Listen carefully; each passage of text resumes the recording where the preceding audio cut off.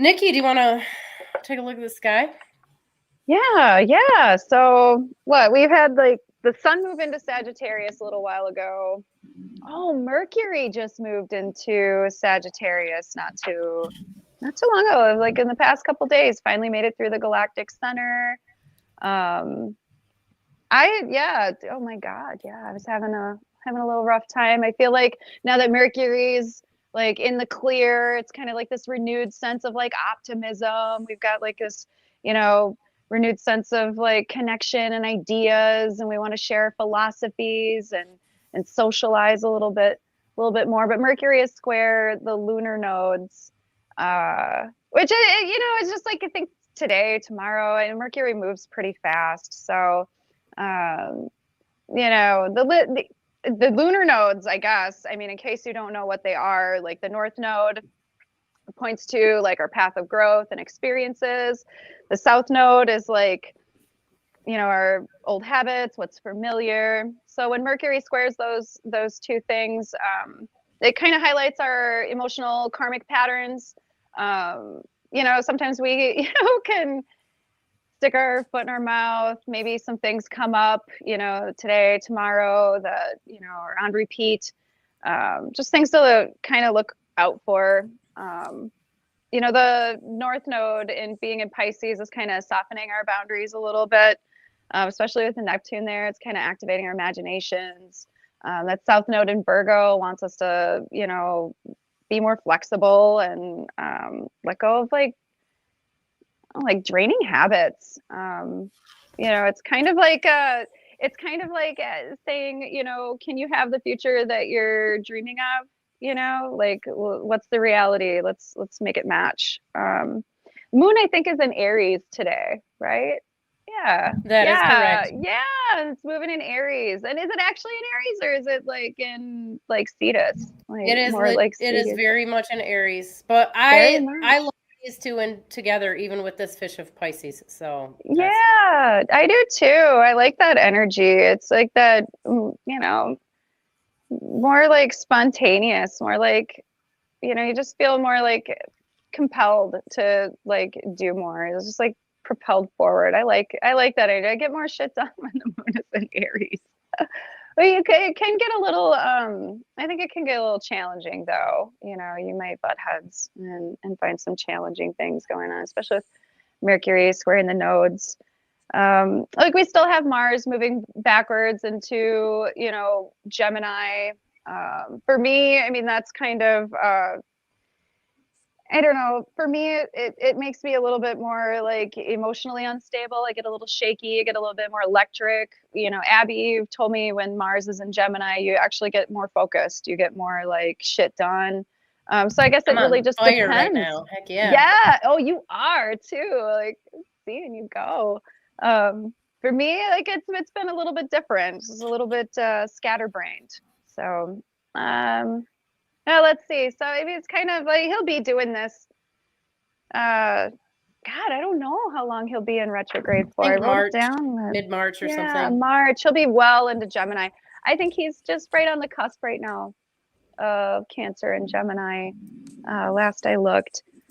Venus and Saturn aren't really quite together yet, but I mean they're close enough. They're making like almost a 10-degree like orb. So things start getting more practical. You start feeling a little bit more, grounded, especially towards your like finances, relationships. It's just I don't know, the attitude like changes. It's a little bit more, I don't want to. Some people call Saturn a downer. Like, man, don't say that. Don't say that. Saturn's not a downer. He doesn't make things depressing No, I don't think or so. anything. Like, no, not at all. Well, I guess it depends really on what you're going through at the time.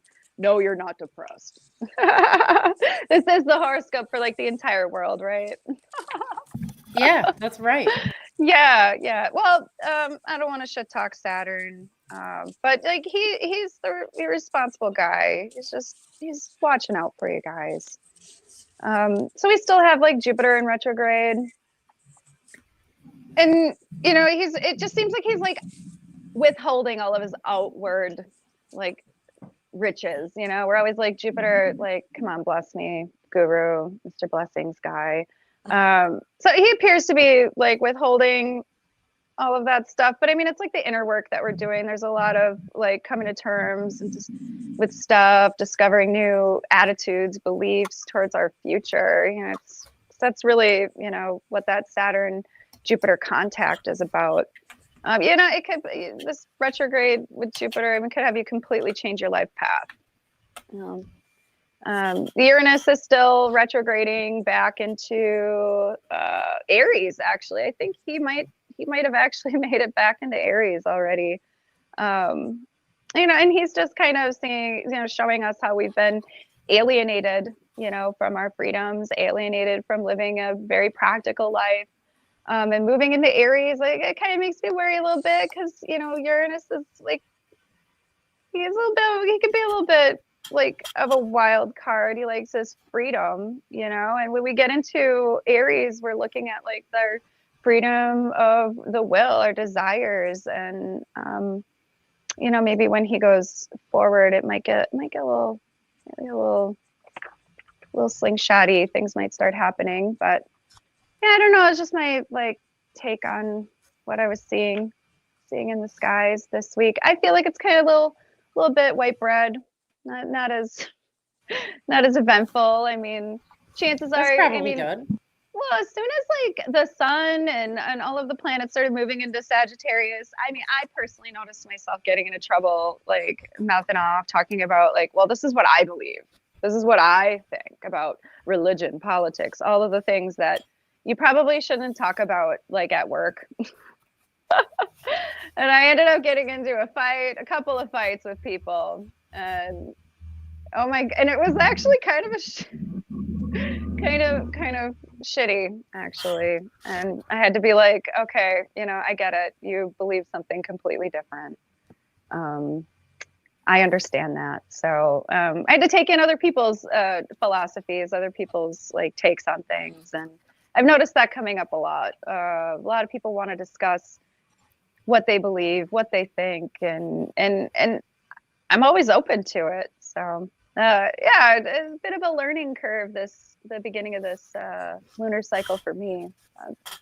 But yeah, I've been motivated to get stuff done.